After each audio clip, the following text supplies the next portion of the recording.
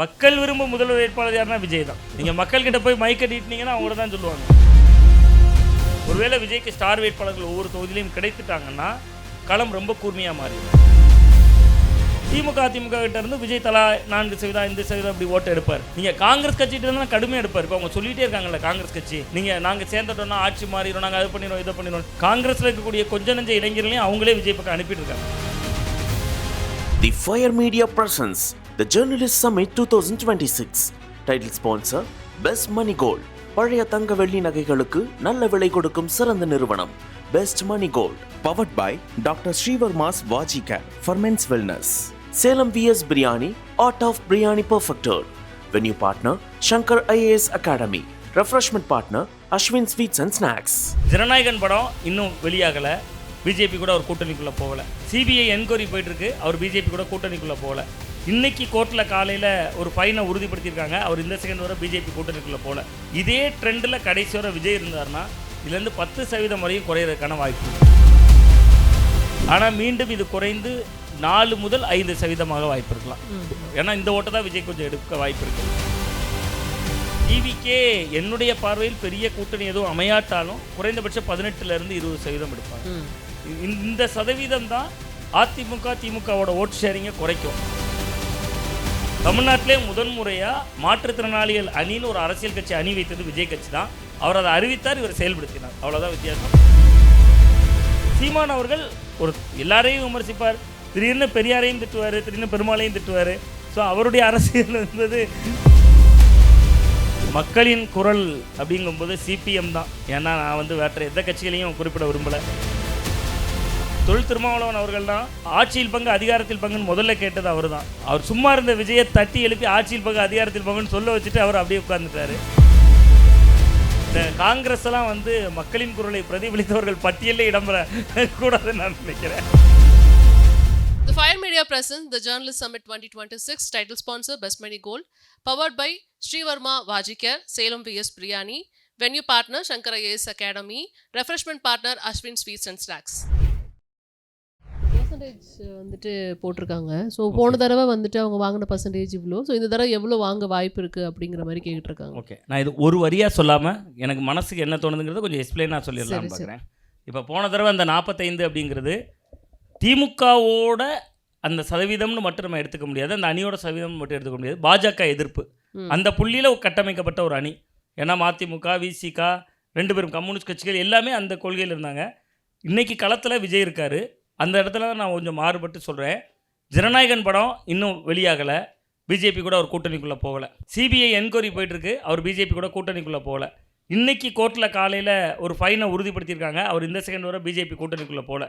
இதே ட்ரெண்டில் கடைசி வரை விஜய் இருந்தார்னா இதுலேருந்து 10% வரையும் குறையிறதுக்கான வாய்ப்பு இருக்கும். டிஎம்கேக்கு கிட்டத்தட்ட 45 அந்த பாஜக எதிர்ப்புங்கிறதுல ரொம்ப தெளிவாக இருந்தார்னா இது ஒரு 35 முதல் 37 வரைக்கும் வரதுக்கான வாய்ப்பு இருக்கும். பட் இவங்க தான் ரேஸில் முதல்ல இருப்பாங்க. பட் இது ஒரு 35 ஒரு 38 அந்த ரேஞ்சில் வரதுக்கான ஒரு வாய்ப்பு இருக்கும். அடுத்தது என்டிஏ அலையன்ஸ். ஆமாம், என்டிஏ அலையன்ஸை பொறுத்த வரைக்கும் இது மோடி அவர்களே சுட்டி காட்டின ஒரு நம்பர் ஒன்று சொல்லியிருந்தார் இடையில. நாங்கள் எம்பி எலெக்ஷனில் 18 எடுத்திருந்தோம். எம்பி எலெக்ஷனில் இவங்க ஒரு 23 எடுத்திருந்தாங்க. ரெண்டையும் கூட்டி 41%. அந்த அளவுக்கான தாக்கம் இருக்காது. அதிமுக சட்டமன்ற தேர்தல்னு வருகிற பொழுது ஓட்டு சதவீதம் கூடும். அது 30 ஆகலாம். மற்றபடி எல்லாம் சேர்த்து ஒரு 3% கூடனாலும் ஒரு 33% இது இருக்கலாம். ஓகே, ஸோ உங்களோட கணிப்பு பிரகாரம் ஒரு 33% வரைக்கும் என்டிஏ அலையன்ஸ் போக வாய்ப்பு. என்டிஏ அலையன்ஸ் போக வாய்ப்பு இருக்குது. அது இப்போதைய நிலையில் வேறு வெளியில் இருக்கக்கூடிய சின்ன சின்ன அமைப்புகளை சேர்த்தாலும் 1% வேண்டுமானால் கூடலாம். திமுக அதிமுக இடையில ஒரு 3% வித்தியாசம் இருக்கலாம் அப்படின்னு பார்க்குறேன். போன தடவையே அவ்வளோதான் வித்தியாசம் இருந்தது அப்படிங்கிறத பார்க்க முடிஞ்சது. ஏன்னா 2 பேத்துக்குமே நடுப்புற அவங்க 37 இவங்க 33 அந்த மாதிரி தான் இருந்தது. கிட்டத்தட்ட ஒரு 3% கிட்ட தான் இருந்தது. அதை ஒட்டி தான் வர வாய்ப்பு இருக்குது. ஆனால் ஒருவேளை விஜய் கட்சி ஆரம்பிக்காமல் இருந்தால், விஜய் அரசியல் களத்துக்கு வராமல் இருந்தால் திமுகவோட ஓட் பெர்சன்டேஜ் இன்னும் கூடியிருக்கலாம். அடுத்தது சீமான் 6.7 இருந்தார். இப்போ 8% தாண்டிட்டார் 2024. ஆனால் மீண்டும் இது குறைந்து 4 முதல் 5% வாய்ப்பு இருக்கலாம். ஏன்னா இந்த ஓட்டை தான் விஜய் கொஞ்சம் எடுக்க வாய்ப்பு இருக்குது. பட் அதைத்தான் நான் முதல்ல கணித்தது விஜய் கடுமையான தாக்கத்தை சீமான் அவர்களுக்கு தான் ஏற்படுத்துவார்னு நினச்சேன். பட் ஆனால் சீமான் அவர்கள் உருவாக்கியிருக்கிற அந்த ஓட்டுத்திரலை உள்ளே போய் பார்த்தா கொஞ்சம் அந்த நடுநிலையாளர்கள் ஓட்டுகள் ஒவ்வொரு தேர்தலையும் ஒரு 8% பேர் யாருக்கு ஓட்டு போகிறோன்னு தெரியாமலே போடுவாங்க. நீங்கள் கிளியராக பார்த்தோன்னா விஜயகாந்த் வந்த பொழுது மாற்று சக்தியாக விஜயகாந்த் தெரிந்தார். மக்கள் நல கூட்டணி உருவாகிற பொழுது மக்கள் நல கூட்டணி மாற்று சக்தியாக தெரிஞ்சு சீமானுக்கு 2024 8% போட்டிருக்காங்க. இது குறையும். இது குறைந்து இதிலிருந்து ஒரு பெரும்பகுதி வந்து விஜய் அவர்களுக்கு போகிறதுக்கு வாய்ப்பு இருக்குது. திமுக அதிமுக கிட்ட இருந்து விஜய் தலா 4% 5% அப்படி ஓட்டு எடுப்பார். நீங்கள் காங்கிரஸ் கட்சிகிட்ட இருந்தால் கடுமையாக எடுப்பார். இப்போ அவங்க சொல்லிகிட்டே இருக்காங்கல்ல காங்கிரஸ் கட்சி, நாங்கள் சேர்ந்துட்டோம்னா ஆட்சி மாறிடும், நாங்கள் அதை பண்ணிடுவோம் இதை பண்ணிடுவோம். காங்கிரஸில் இருக்கக்கூடிய கொஞ்ச நெஞ்ச இளைஞர்களையும் அவங்களே விஜய் பக்கம் அனுப்பிட்டு இருக்காங்க. அது ரிசல்ட்டில் காங்கிரஸுக்கு தெரியும். பட் சீமானுக்கு ஓட்டு செய்தும் குறைய வாய்ப்பு இருக்குது. அடுத்து டிவிக்கே என்னுடைய பார்வையில் பெரிய கூட்டணி எதுவும் அமையாட்டாலும் குறைந்தபட்சம் 18% 20% எடுப்பாங்க. இந்த சதவீதம் தான் அதிமுக திமுகவோட ஓட் ஷேரிங்கை குறைக்கும். நீங்கள் ஏடிஎம்கேக்கு வந்து ஏன் ஒரு 33 வருது, இவருக்கு அவங்களுக்கு ஏன் ஒரு 13 வருதுன்னா ஸ்டார் வேட்பாளர்கள். ஒருவேளை விஜய்க்கு ஸ்டார் வேட்பாளர்கள் ஒவ்வொரு தொகுதியிலையும் கிடைத்துட்டாங்கன்னா களம் ரொம்ப கூர்மையாக மாறிடும். நிச்சயமா. அடுத்து கடந்த 4.5 வருடங்களில் செயல்பாடுகள் எப்படி இருந்ததுங்கிறதுக்காக போட்டிருக்காங்க. இல்லை உள்ளபடியே வந்து நான் அதான் சொன்னேன், நான் ஒரு லா காலேஜ் ஸ்டூடெண்ட்டாக இருக்கும்போது டிஎம்கே ஆட்சியை ரொம்ப க்ளோஸ்டாக ஒரு பொலிட்டிக்கல் ஆர்வலராக அப்போ நான் ரொம்ப உன்னிப்பாக கவனித்துருக்கேன்.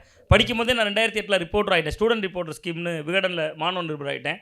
ஸோ என்னால் அரசியல் கூட்டங்களுக்கும் அப்போவே போக வாய்ப்பு கிடைத்தது காலேஜ் படிக்கும் போது. அந்த கவர்மெண்ட்டோட அன்றைக்கு இருந்த திமுக அரசோடு தான் நம்ம இதை ஒப்பிடணும். நம்ம இன்றைக்கி போய் முந்தைய அதிமுகவோட ஒப்பிட்டால் சரியாக இருக்காது. 1,30,00,000 பேர் மகளிர் உரிமை தொகை திட்டத்தில் பயன்பெற்றிருக்காங்க.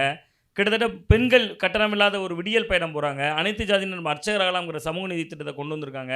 அது மாதிரி நிறைய ஸ்கீம்ஸ் இன்றைக்கி நான் முதல்வன் திட்டமாக இருக்கலாம், தமிழ் புதல்வன்கிற பேரில் அரசு பள்ளி அரசு உதவிபெறும் பள்ளியில் படித்து வந்தவங்களுக்கு 1000 ரூபா கொடுக்குறதா இருக்கலாம். இதெல்லாம் திட்டங்கள். இது எல்லாத்தையோட நான் ரொம்ப அப்ளாஸ் பண்ணுறது இந்த டிஎம்கே கவர்மெண்ட்டில் ஒரே ஒரு விஷயம் இருக்குது.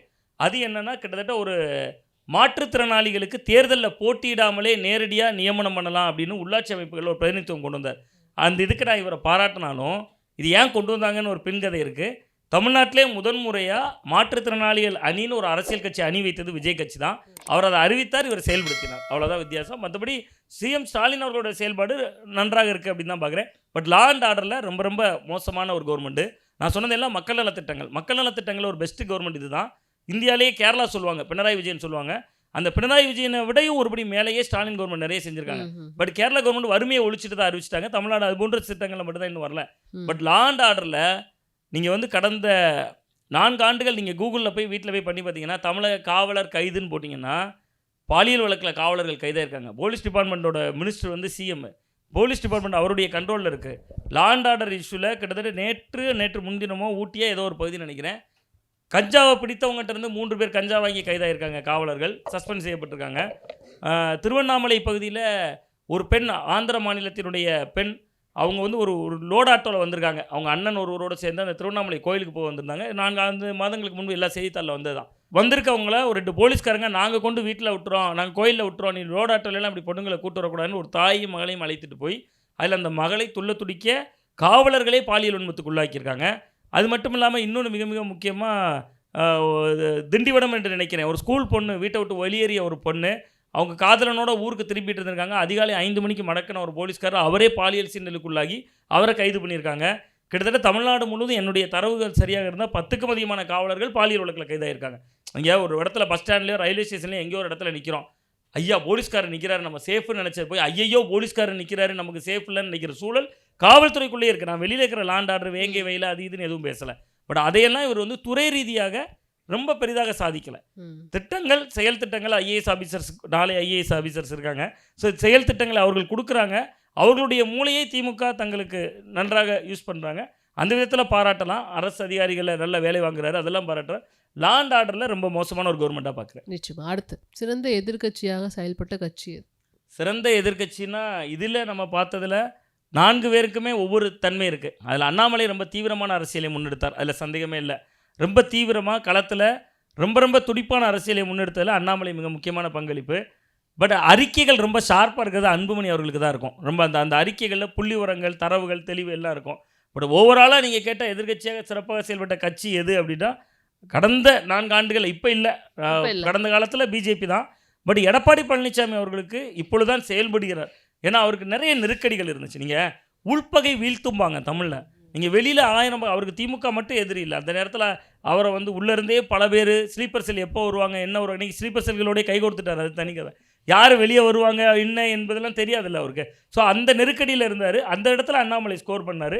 சீமான் அவர்கள் ஒரு எல்லாரையும் விமர்சிப்பார், திடீர்னு பெரியாரையும் திட்டுவார், திடீர்னு பெருமாளையும் திட்டுவார். ஸோ அவருடைய அரசியல் என்பது அவருடைய அரசியல் என்பது ஒரு வலுவான அரசியல் தான். அது ஒரு சித்தாந்த அரசியல். தமிழ் தேசியம் என்கிற புள்ளியில் நிறுத்திடலாம். நிச்சயமா. அடுத்து கூட்டணியிலிருந்து மக்களுக்காக குரல் கொடுத்தவர்கள். மக்களின் குரல் அப்படிங்கும்போது சிபிஎம் தான். ஏன்னா நான் வந்து வேற்ற எந்த கட்சிகளையும் குறிப்பிட விரும்பலை. தமிழக வாழ்வுரிமை கட்சியெல்லாம் அவர் சட்டமன்றத்திலையும் பேசுவார், மக்கள் மன்றத்திலையும் பேசுவார். பட் ஆக்கப்பூர்வமாக இந்த செயல்பாடுகளினுடைய வடிவில் அது நிரூபிக்கப்பட்டதில்லை. இங்கே தொழில் திருமாவளவன் அவர்கள்லாம் ஆட்சியில் பங்கு அதிகாரத்தில் பங்குன்னு முதல்ல கேட்டது அவர் தான். அவர் சும்மா இருந்த விஜயை தட்டி எழுப்பி ஆட்சியில் பங்கு அதிகாரத்தில் பங்குன்னு சொல்ல வச்சுட்டு அவர் அப்படியே உட்கார்ந்துட்டார். ஸோ மக்களின் குரல் அப்படின்னு பிரதிபலித்ததுன்னு பார்த்தா சிபிஎம் தான். நான் ஐ கூட சொல்லலை, சிபிஎம் தான். யுனானிமஸாக நிறைய பேர் அவங்கள தான் வந்துட்டு கவர் பண்ணுறாங்கிறது பார்க்க முடியுது. இந்த காங்கிரஸ் எல்லாம் வந்து மக்களின் குரலை பிரதிபலித்தவர்கள் பட்டியலில் இடம்பெற கூடாதுன்னு நான் நினைக்கிறேன். அவங்களோட மக்களின் குரல் என்பது ஓப்பனாக சொல்லிட்டீங்களே அப்படின்னு யோசிக்கிறேன். அவங்களோட மக்களின் குரல் என்பது காங்கிரஸின் மக்களின் குரல். ஆட்சியில் பங்கு அதிகாரத்தில் பங்கு, கூடுதல் சீட்டு தாங்க, வேற வலிமையை கூட்டுங்க. அது பாவம் இவர் சொல்லலை. அதுவும் இருந்தாலும் காங்கிரஸ் அது மட்டும்தான் சொல்லிட்டு இருக்காங்க. நீங்கள் 100 நாள் வேலை வாய்ப்பு திட்டம், காந்தி பேரை தூக்கிட்டாங்க. இந்தியா ஃபுல்லாக ராகுல் காந்தி போராடிட்டு இருக்காரு. நீங்கள் தமிழ்நாடு பூரா ஒரு யாத்திரை போயிருக்கலாம், ஏதோ ஒன்று பண்ணியிருக்கலாம், அதெல்லாம் செயல்படலைங்க. நிச்சயமா. அடுத்தது மக்கள் விரும்பும் முதல்வர் வேட்பாளர் யாருன்னா விஜய் தான். நீங்கள் மக்கள்கிட்ட போய் மைக்கை நீட்டினீங்கன்னா அவங்கள தான் சொல்லுவாங்க. ஓகே, நான் அதான் சொல்கிறேன். ஆனால் வேட்பாளரை நீட்டினீங்கன்னா மாறிடுவாங்க திமுக அதிமுக. நீங்கள் மக்கள் விரும்பும் முதல்வர் உங்களுக்கு யாரை பிடிக்கும் 4 ஆப்ஷன் வச்சு மக்கள்கிட்ட கேட்டால் மக்கள் விரும்பும் முதல்வர் வேட்பாளர்னா விஜய் தான் சொல்லுவாங்க. மக்கள்கிட்ட கேட்கும்போது சரளமாக நீங்கள் ஒரு சாதாரண மக்கள் கிராமத்தில் நகரத்தில் இருக்கிறவங்க கேட்டால் விஜய்னு சொல்லுவாங்க. பட் எலெக்ஷன் க்ளோஸில் அதான் நான் சொன்னேன். அந்த நேரத்தில் அதெல்லாம் நிற்காது. இன்றைக்கி மக்கள் விரும்புகிற முதல்வர் வேட்பாளரில் விஜய் இருப்பார். நிச்சயமா சார். சார் நிறைய விஷயங்களை பகிர்ந்துக்கிட்டீங்க. அண்டு எங்களுக்கு தெரியும் நீங்கள் ரொம்ப லாங், அதாவது நாகர்கோவிலேருந்து எங்களுக்காக இந்த நிகழ்ச்சிக்கு வந்திருக்கீங்க. ஸோ உங்களோட நேரத்திற்கு ரொம்ப ரொம்ப நன்றி. ரொம்ப நன்றி. என்னையும் அழைத்த இந்த ஃபயர் மீடியாவுக்கும் உங்களுக்கும் ரொம்ப குறிப்பாக கிட்டத்தட்ட கன்னியாகுமரியிலிருந்து ஒரு நெடுந்தூரம் என்றாலும் இவ்வளவு தகுதி வாய்ந்த ஒரு ஆடியன்ஸ் முன்னாடியும் ஒரு நல்ல ஒரு சேனல்லையும் நேர்காணலுக்கும் எனக்கும் நேரம் இருக்கிறது. உங்களுக்கும் என்னுடைய நன்றி. ரொம்ப நன்றி சார். Fire media presents the journalist summit 2026 title sponsor best money gold. பழைய தங்க வெள்ளி நகைகளுக்கு நல்ல விலை கொடுக்கும் சிறந்த நிறுவனம் best money gold. Powered by doctor ஸ்ரீவர்மாஸ் வாஜி care for men's wellness. Salem VS biryani, art of biryani perfected. Venue partner Shankara AS Academy. Refreshment partner Ashwin Sweets and Snacks. The Fire Media presents the Journalist Summit 2026. Title sponsor Best Money Gold. பழைய தங்க வெள்ளி நகைகளுக்கு நல்ல விலை கொடுக்கும் சிறந்த நிறுவனம் Best Money Gold. Powered by Dr. Srivarma's Vaji Care for Men's Wellness. Salem VS Biryani, Art of Biryani Perfected. Venue partner Shankar IAS Academy. Refreshment partner Ashwin Sweets and Snacks.